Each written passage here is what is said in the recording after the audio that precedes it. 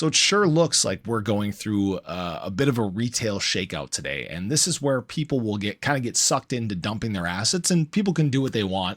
But right now, there's a very, very big focus in mind when it comes to the market. And that's $100,000 BTC. And in fact, this is where some analysts are saying that Altseason is going to begin. And this may be happening a lot sooner than people realize. And even the signs for Shiba Inu are there that if you're dumping right now, you're getting duped. I'm Luckside. Welcome to the channel. If you guys are new or haven't already, make sure you hit that subscribe button down below. Hit that bell again. It's free to do. It'll keep you updated anytime there's new content live here on the channel. So obviously we've talked about this formation in terms of Shiba Inu. I talked about it earlier today, and we talked about the potential of this either breaking to the upside or to the downside. Right now, when we're looking at SHIB, it may look like, oh my gosh, we're about to fall out the bottom here. Price is going down. And what I have to say is that this is exactly what happened yesterday, but to the upside, right? We broke this multiple times. It looked like we were going to break out and go up, but then we cooled down. We came back down, tested the bottom of this despite BTC having some strength through the day, despite BTC even setting a new all-time high this morning. And now we've dealt with some selling, some capitulation. You saw assets throughout the space actually bleed significantly. In fact, SHIB is not alone here when we look at meme coins across the board, except for Bonk for whatever reason. Actually, even Bonk now is showing this, but 5 to 10% across the board. It's not surprising at all. And what you're seeing is we're kind of in this period of extreme greed when it comes to the crypto market. Okay, we're running red hot into these pushes for BTC, and BTC coming close to about 95K. It's exciting, but it's where some people are having caution, right? We're not seeing that big level of FOMO yet. And once the FOMO sets in and pushes BTC to 100K, this is where you're probably going to see it start trickling down to a lot of other assets in the space. In fact, this is what Ben Cohen has actually said is likely going to happen. Now, I will say that I disagree with a lot of what Ben Cohen says. I've called him out in several of my videos, but I will say that this one I do agree with.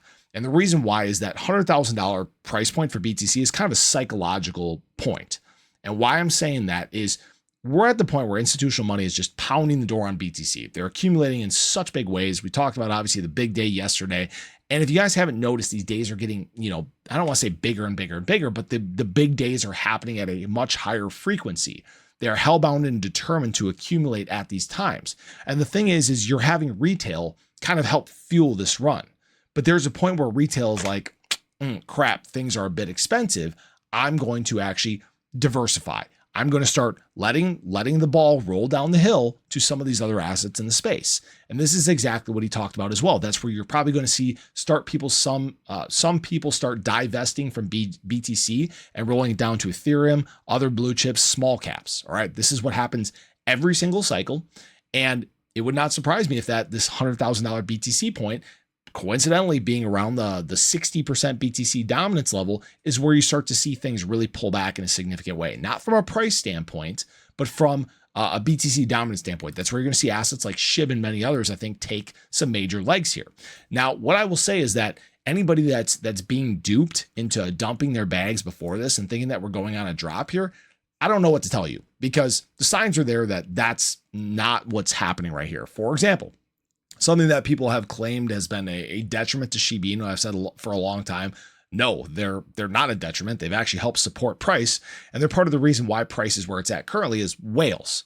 And in fact, even yesterday, as we went on our dip, as Shiba Inu pulled back to the bottom of our trend here, these whales were in heavy accumulation mode. In fact, they added almost 1 trillion SHIB to their bags just yesterday alone. So they're taking advantage of this dip. And the big reason why is that they kind of got burned back on November 6th. If you guys remember what happened, SHIB was coming in red hot into the resistance level we were facing, right? We were fighting basically, and many people probably forget that we were here not that long ago, 4019. It was our resistance. We kept banging our head on it. And guess what? We ran into that resistance. They decided to unload. They sold.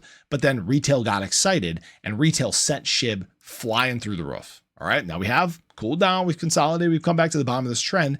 But basically the whales are stepping in saying, no, we're not getting burned again. We are accumulating while price is down. You're not fooling us this time, which means that if whales are picking up positions down here, where are they going to want to send the price?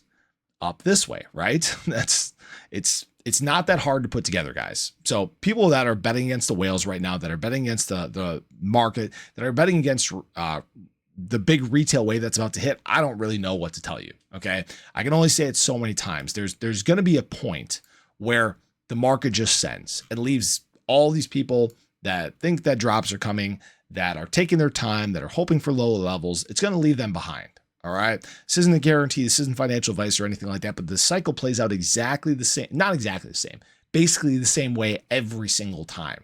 We're kind of in that period where in the last cycle, we were loading up before our next send. It's tough to see for Shiba Inu because Shiba Inu was so early in its life cycle. But even when we look at what happened back here, we broke out. The RSI was overbought in terms of Shiba Inu. We started cooling down. We started consolidating. We basically hit this point of flatness. All right. Very similar to here, right? Shiba Inu breakout, running hot. Actually, it's almost identical to what we saw in October through December of last year. So we're in this cool down phase right now.